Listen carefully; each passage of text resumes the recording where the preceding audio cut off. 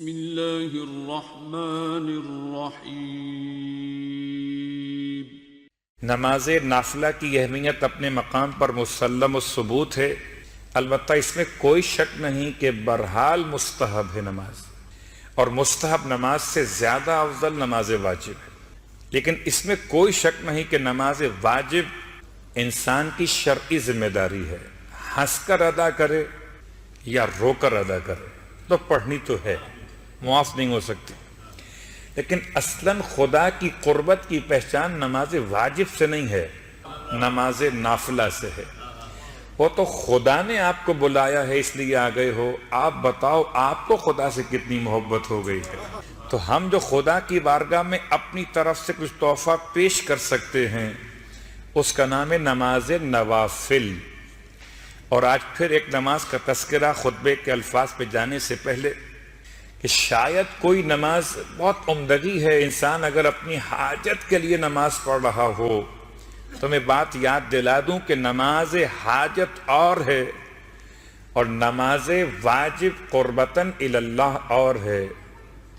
الہی ہذہ صلاتی صلیتها لا لحاجت منک الیہا ولا رغبت منک فیہا الا تعظیما و طاعتا و اجابتا لکا الا ما امرتنی بہ الہی ان کان فیہا نقص او خلل من رکوعها او من سجودها فلا تؤاخذنی وتفضل علی بالقبول والغفران کی یہ دعا ہر واجب نماز کے بعد انسان کی ذمہ داری ہے۔ ہر واجب نماز کے بعد خدا سے کہیے مالک یہ جو میں نے نماز پڑھی ہے تیری بارگاہ میں نہ تو کسی حاجت کے لیے پڑھی ہے نہ کسی لالچ کے لیے پڑھی ہے، تو اس سے کوئی کام نہیں نکلوانا تھا جو نماز پڑھ رہا ہوں، بلکہ تجھے خدا مانا تھا تو نماز پڑھ رہا ہوں۔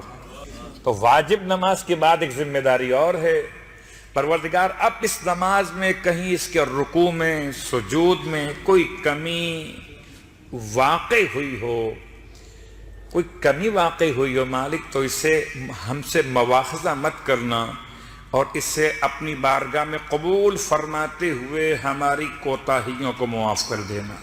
یہ ہر نماز واجب کے بعد پڑھی جانے والی وہ دعا جسے مشترکہ تعقیبات میں بھی شامل کیا جا سکتا ہے۔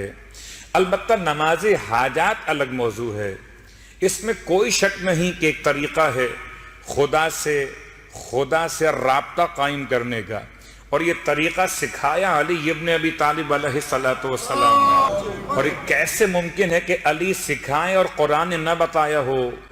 استعینوا بالصبر والصلاۃ، مدد طلب کیجئے نماز سے اور روزے سے۔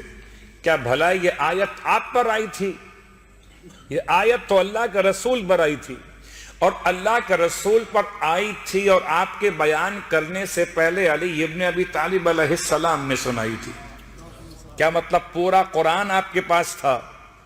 یہ تو آپ کے اختیار انتخاب کا مسئلہ کہ آپ نے سورہ مبارکہ المؤمنون کی ابتدائی 10 آیات کی تلاوت کی آغوش رسالت مآب صلی اللہ علیہ وآلہ وسلم میں، کیا یہ 10 آیات ہی مولا جانتے تھے یا پورا قرآن؟ اگر امام کا فرزند آغوش مادر میں لیٹ کر لوح محفوظ کا مطالعہ کر رہا ہو، بیٹا ایسا ہو تو پھر باپ کیسا ہوگا؟ وہ آغوش زہرا ہے، یہ آغوش پدر زہرا ہے، وہ حسن ہے، یہ ابو الحسن علی ابن ابی طالب علیہ السلام۔ تو آپ نے قرآن کی آیات پر عمل کر کے ہمارے اور آپ کے راستے آسان کر دیے۔ امام جب بھی کبھی کسی اہم کام کے لیے گھر سے روانہ ہوتے تھے تو 2 رکعت نماز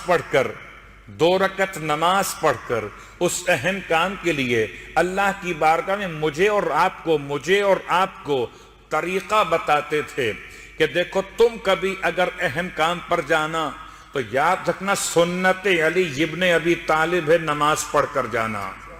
اس میں کوئی شک نہیں کہ ہر نماز جو امام علیہ السلام سے روایت ہوئی اس کی 2 انداز ہیں، ایک نماز اللہ کے لیے خالصتاً واجب نمازوں کے مسئلے میں، اس میں تو آپ کی حاجت، آپ کی رغبت سوائے اطاعت خدا کے نہیں ہونی چاہیے. لیکن ان نمازوں کے ساتھ کہ جن میں خود معصومین نے حاجت طلب کرنے کا طریقہ بیان کیا، ان میں سے بہت ساری کتابوں کے حوالے آج اس کتاب سے ہم اس کو پڑھ رہے ہیں.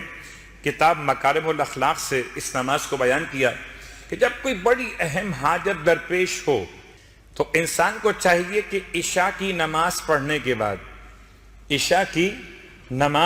کے بعد رات کو سونے سے پہلے ایک تیاری کرے، برتن میں پانی لے اور اس پاک اور پاکیزہ برتن ہو اور پاک اور پاکیزہ پانی ہو اور لے کے اس کو کور کر کے رکھ دے، ڈھک کے رکھ دے اور بستر پہ چلا جائے، آرام کرے.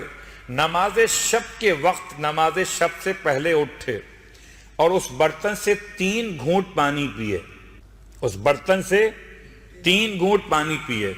ہم سوچ رہے تھے میں نماز پڑھنا ہے، یہ کہاں لگا دیا، یعنی رات سے تیاری کرنا ہے. 3 گھونٹ پانی پینے کے بعد جو باقی پانی بچا ہو، اتنا پانی ہونا چاہیے کہ اس پانی سے وضو ہو سکتا ہو. تو 3 گھونٹ پانی پینے کے بعد آپ باقی پانی سے وضو کیجئے اور وضو کر کے، یہ واحد مستحب نماز ہے جس کے لیے اذان اور اقامت کی روایت بیان کی گئی. اذان کہیے اور اقامت کہیے، ورنہ عام طور پر اذان اور اقامت نماز پنجگانہ سے مخصوص ہیں. اذان اور اقامت کہیے، اس کے بعد یہ 2 رکعت نماز پڑھیے. اس میں کوئی سورہ خاص بیان نہیں ہوا، بس شکل نماز فجر، سورہ انا انزلنا رکعت اول میں الحمد کے بعد، رکعت دوم میں سورہ قل هو اللہ احد 1 مرتبہ، جیسے صبح کی نماز میں پڑھتے ہیں. البتہ ان صورتوں کے بعد اب باقی طریقہ مختلف ہے کہ حالت قیام میں 2 سورے مکمل پڑھنے کے بعد یا غیاث المستغیثین 25 مرتبہ، یا غیاث المستغیثین 25 مرتبہ، حالت رکوع میں رکوع کے ذکر کے بعد 25 مرتبہ یا غیاث المستغیثین، حالت رکوع سے سیدھا کھڑے ہو کر قیام کی حالت میں 25 مرتبہ یا غیاث المستغیثین، سجدے اولا میں سجدے کے ذکر کے بعد 25 مرتبہ یا غیاث المستغیثین. سجدے اولا، پہلے سجدے سے اٹھنے کے بعد جو بیٹھتے، اس بیٹھنے کے بعد 25 مرتبہ یا غیاث المستغیثین. سجدہ ثانیہ میں ذکر سجدہ کے بعد 25 مرتبہ یا غیاث المستغیثین. سجدہ ثانیہ سے سر اٹھا کر بیٹھنے کے بعد 25 مرتبہ یا غیاث المستغیثین. 150 مرتبہ مکمل ہو جائے گا یہ جملہ رکعت اول مکمل ہوتے ہوتے، اور 2 رکعتوں کا مطلب 150 مرتبہ یہ جملہ 300 مرتبہ مکمل ہو جائے گا. 150 اور 150 300 مرتبہ یا غیاث المستغیثین. نماز مکمل کرنے کے بعد پھر 30 مرتبہ بیٹھ کے پڑھنا ہے. بہت آسان سا لفظ ہے، من العبد الذلیل، من العبد الذلیل الی مولا الجلیل. ایک عبد ذلیل کی طرف سے ایک کریم مالک اور مہربان کی بارگاہ مقدس میں، عبد ذلیل اور مولا الجلیل. من العبد الذلیل الی المولا الجلیل. 30 مرتبہ اس جملے کی تلاوت کیجئے، اس کے بعد اپنی حاجت پیش کیجئے. الفاظ ہیں اور روایت کے ایسے حاجت پوری ہوگی جیسے تیزی کے ساتھ بارش اوپر سے نیچے کی طرف آتی ہے. تو انسان حاجتیں تو بہت رکھتا ہے، البتہ پوری وہی ہوتی ہیں. وَلِيَ فِيهَا صَلَاحٌ إِلَّا قَضَيْتَهَا. اس میں میرے لیے صلاح بھی ہو اور تیری رضا بھی ہو، تو اس حاجت کو پروردگار پورا فرمائے. صلوات پڑھیں محمد علیہ. تو یہ 2 رکعت نماز، یہ نماز شب سے پہلے رات کے پورے انتظامات کے ساتھ ماہ مبارک رمضان میں بھی اسے پڑھا جا سکتا ہے کہ بہرحال وہ 3 گھونٹ پانی پینے والا مسئلہ وہ سحری کے وقت میں واقع ہو جائے گا. نیت نماز استغاثہ، نماز استغاثہ 2 رکعت بجا لاتا ہوں قربتاً اللہ۔ اب آئیے، نماز کا بیان تو ہو گیا، مگر اللہ کے رسول نے ایک جملہ ارشاد فرمایا اپنے خطبے میں، وَمَنْ عَدَّ فِيهِ فَرْضًا، مستحب نمازیں لاکھ پڑھی اپنے مقام پر ہیں، آتش جہنم سے نجات کا پروانہ مل جائے گا۔ سورہ انسان، اور ہم کل اس مقام تک پہنچے تھے کہ جہاں پر پروردگار نے خصائل آل محمد میں 5 خصلتوں کو بیان کرنے کے بعد 15 قسم کی جزاؤں کا اعلان کیا۔ کیا یہ پورا سورہ مبارکہ دہر تمام کے تمام 30 آیات سے مراد آل محمد کی ازواج مقدسات ہیں، یا اس میں کوئی اور بھی اشارے موجود ہیں؟ بہت غور کیجئے گا، میں نے کل آپ کے سامنے گنوایا تھا کہ خصائل کہاں سے شروع ہوئے؟ آیت نمبر 6 سے شروع ہوئے، تو آیت نمبر 1 سے آیت نمبر 5 تک یہ بحث آئی کیوں ہے؟ آئیے اس پہ غور کرتے ہیں۔ ہم نے کل بھی تلاوت کیا تھا وَيُسْقَوْنَ فِيهَا كَأْسًا كَانَ مِزَاجُهَا زَنْجَبِيلًا۔ یسقون یہ صیغہ ہے مضارع کا جمع مذکر، مگر شکل مجہول میں ہے، شکل معروف میں نہیں ہے۔ ایک ہے خود عمل کرنا، ایک ہے کسی کا ہمارے لیے عمل کروا دینا۔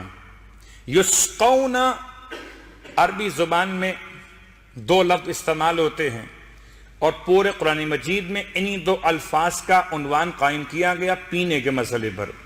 ایک ہے لفظ شرب، ایک ہے لفظ سقی الماء، شرب الماء اور سقی الماء۔ عربی ادب سے آپ صاحبان علم و ادب مجھ سے بہتر واقف، ایک شرب الماء، ایک سقی الماء۔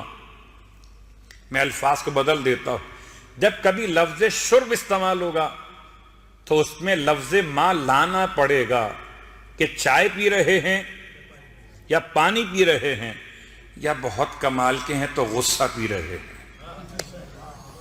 کیا پی رہے ہیں؟ شرب۔ گرچہ غصہ پینے کے لیے قرآن مجید نے لفظ شرب استعمال نہیں کیا، یہ ادب کے خلاف ہو گیا۔ کیا ہے؟ کاظم الغیظ، غصہ پینا۔ غصہ پینا اور ہے اور شربت پینا اور ہے۔